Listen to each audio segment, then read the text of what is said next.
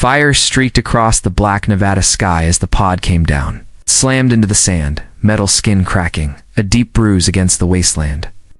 The wind howled through broken hills where nothing grew anymore. Drones swarmed above, their searchlights cutting white spears through the dust.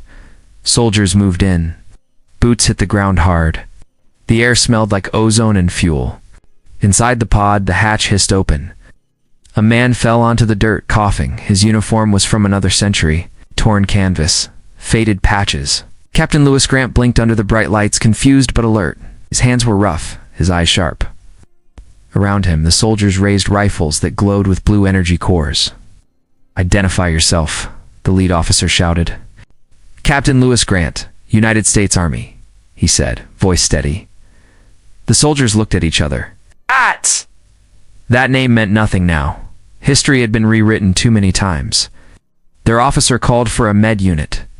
Lewis stared at the sky and saw shapes he couldn't understand. Machines hovered, silent and smooth, their holes marked with symbols he didn't recognize. They brought him to Fort Aegis. The corridor walls were stainless steel, humming with hidden wires. Holograms flickered. Soldiers in gray armor checked scanners as he passed. He kept staring at everything like it was a dream that had gone wrong. General Mercer waited in a command room thick with screens, as his face was cut from hard years and harder orders. "You were found in a crash zone," he said. "You claim to be from 1945? "Yes, sir," Lewis said quietly. "Impossible," Mercer replied. "You've been dead for 100 years. Lewis didn't answer. He looked at his own hands. They didn't tremble. He remembered a field in Europe, a flash of light, orders he never finished, and nothing. Doctors ran tests. Machines scanned his body and found strange alloys under the skin, tiny fragments aligned near his heart. They pulsed each time he slept. He didn't tell them about the voices he heard, the whispers at the edge of his mind. The same voice that told him to wake when the world was ready again. At night, the fortress shook from distant bombardments. The war outside never stopped, only changed names. Lewis sat in a small metal room, staring at old photographs they found in his uniform pocket faces from another life. Guards watched through the glass. One whispered, "How's he still alive?" Lewis didn't look up. He pressed his hand against his chest. Under the skin, the metal burned soft heat. He waited until the lights dimmed and the hall went silent. Then he opened his palm. A shard of metal, thin as a blade, glowed faint blue. It projected a faint line of code into the air, numbers that moved like coordinates. Lewis stared at them in silence. His jaw tightened. Someone was calling him again. The alarms started before sunrise. Red light washed over the compound walls as soldiers scrambled to ready stations. Lewis sat on the edge of a cot when the door locks hissed open. 2 guards entered, tense and armed. "Command wants you," one said. They marched him through long metal tunnels. The air was cold, filled with the low hum of buried machines. Lewis caught glimpses of engineers running between labs, carrying data drives glowing like hot coals. When they reached the central chamber, General Mercer stood beside a wall-sized map filled with pulsing red zones. Beside him stood a woman in a gray coat with sharp eyes and oil-stained gloves. "This is Dr. Alara Hunt," Mercer said. "She leads mechanical systems. She'll find out what you're carrying." Alara gave a short nod. "We found unusual code in your biometrics," she said, handing him a scanner. "Whatever it is, it's active. Show us where you found that shard." Lewis watched the projection coming from her hand. It matched the same numbers his shard gave off last night. He hesitated, then pointed to a line near the mountains west of the base. Alara's expression changed. "That's restricted territory," she said quietly. "Old U.S. research grid. Nobody goes there. It's under quarantine." Mercer turned toward her. "Then it's exactly where we're going." That afternoon, a convoy rolled into the wasteland. Dust swallowed everything. Skimmers cut across dead asphalt, their engines whining under the weight of heat and sand. Lewis rode in the rear truck under guard. Lara sat across from him, watching. "Did you know this place before the war?" she asked. He shook his head. "All I know is I was ordered to guard a project in 45. Can't remember much after that." Something flickered in her eyes. "Project Galvanist," she said. Lewis looked up. So it was real. The road ended at a shattered gate, half buried in rock. Signs marked it as a safety zone, but the symbols were faded under rust. Steel doors led into the ground. Mercer's men forced them open with shock tools until the air that drifted out made everyone recoil. Smelled like cold metal and burned oil. Inside, lights came alive one by one. Halls stretched deep under the surface, filled with tubes and frozen machines. The walls bore the old flag. Alara pulled a file from a broken console. "It's all here," she said. They built something meant to control soldiers through linked thought. They called it the Sovereign Engine. Mercer's voice sharpened. "And now we'll find out if it still works." Lewis felt that pulse in his chest again. The shard inside him grew hot, flooding his veins with light. His head filled with the sound of static turning into faint whispers. Ilara stared at him. "Lewis, what's happening?" He grabbed the wall to stay upright as his vision blurred. The whispers became clear words echoing through his skull. "Commander," they said, "I've been waiting for you." The walls trembled as the lights turned red again. Engineers shouted across the underground chamber, trying to shut down the power surge. Sparks sprayed from a broken console. The air smelled of hot metal and burning plastic. Lewis staggered forward, gripping his head. The whispers inside him grew louder, organizing into voices, hundreds of them. They spoke in unison, calm and cold, calling his rank, giving orders no one else could hear. Mercer barked at his soldiers. "Keep him restrained. If the system reacts to him, we control it, not the other way around." Ilara watched, pale from the glow that spread across Lewis's skin. The shard under his flesh pulsed like a hidden heart. Around them, old machines came alive after a century of silence.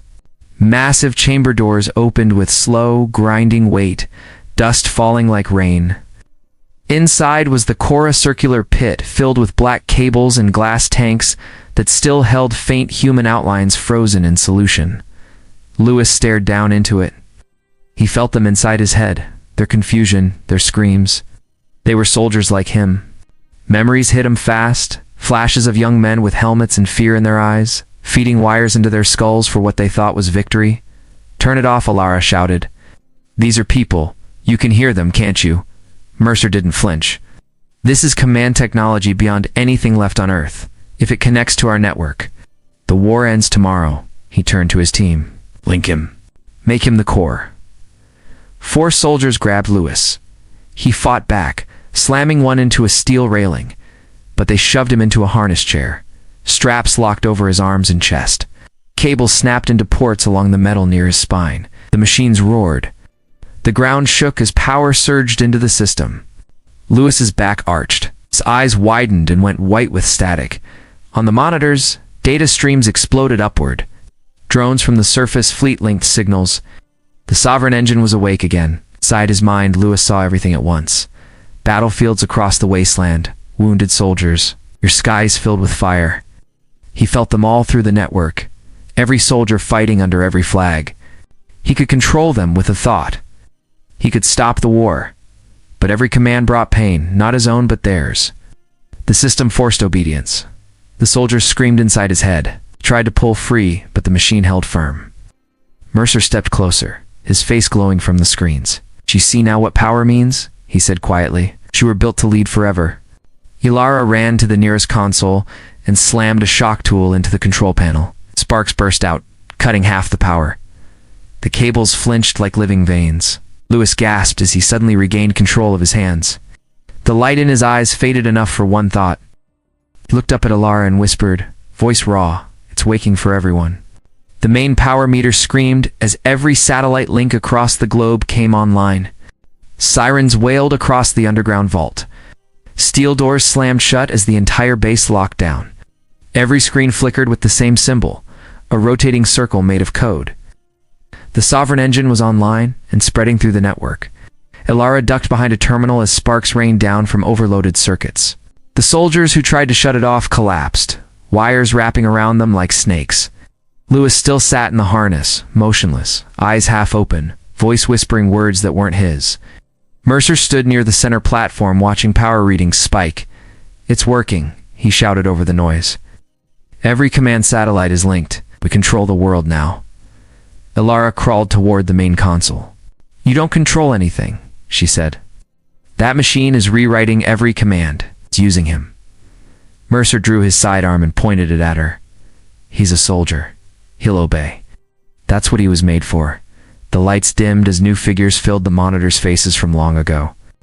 Soldiers in old American uniforms, eyes cold, speaking in one voice, chanting through the speakers. Their words hit like thunder, sharp and military.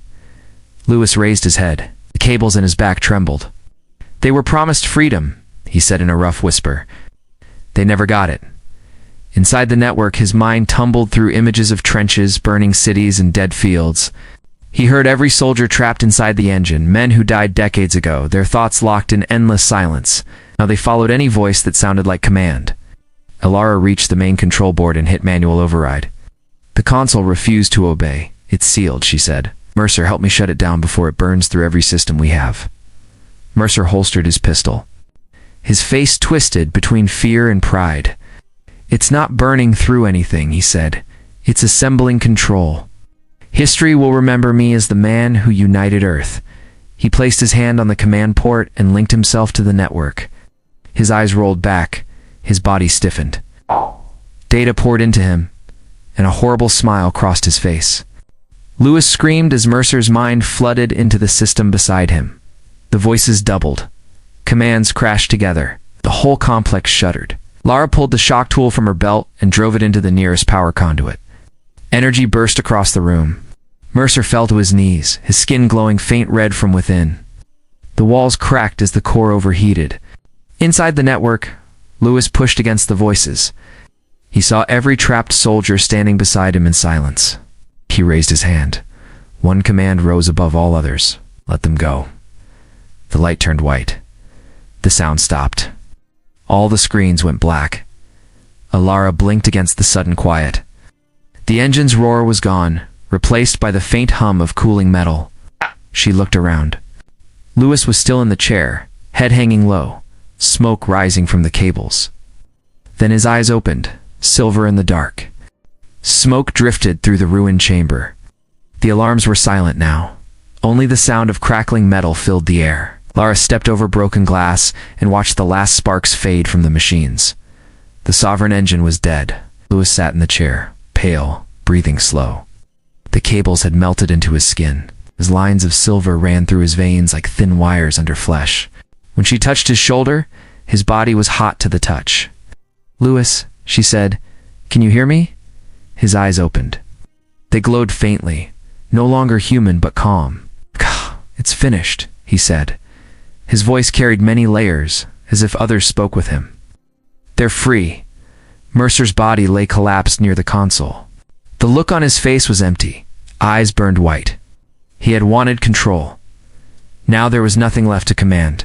Alara helped Lewis to his feet. They moved through a narrow tunnel where lights flickered weakly on the walls. The entire base was coming apart, pressure seals failing, dust rained from above. When they reached the surface, the world was silent. The sky burned with a flat orange haze that never cleared. Across the horizon, Fort Aegis smoldered like dying coals. Drones floated motionless, wings limp. Machines that once hunted turned still as statues. Alara looked toward the empty outposts. "Shut them all down," she said. "They shut themselves down," Lewis answered. "They were tired of fighting." They walked until the ruins disappeared behind them. The desert stretched ahead, quiet and endless. He stopped on a rise above an old highway, broken and buried in sand. Alara turned to him. "You're not like them anymore, are you?" Lewis looked down at his hands. The glow had faded, but faint traces of light still moved under the skin. "They're part of me now," he said. "All those soldiers, all their memories, carry them." For a moment, they said nothing. The wind pushed fine sand across their boots. Somewhere to the east, thunder rolled from empty skies. "What happens now?" she asked. Lewis watched the wreckage far below. In the distance, he could see flags waving over shattered towers. The war had stopped, but peace had not yet begun. "Someone has to remind them what cost bought their silence," he said. He turned away, shoulders straight though his steps were uneven. The faint glow from his veins shimmered each time his heart beat. Alara called after him. "Where will you go?" He looked back once. "Everywhere," he said quietly. He walked toward the sunrise until he was only a thin figure against the light. Then the radios hidden across the wasteland crackled awake for the first time in weeks. Every soldier, mechanic, and survivor heard the same calm voice through their headsets. "This is Captain Lewis Grant," it said. "All units stand down." Ilara stared into the bright horizon. The world listened.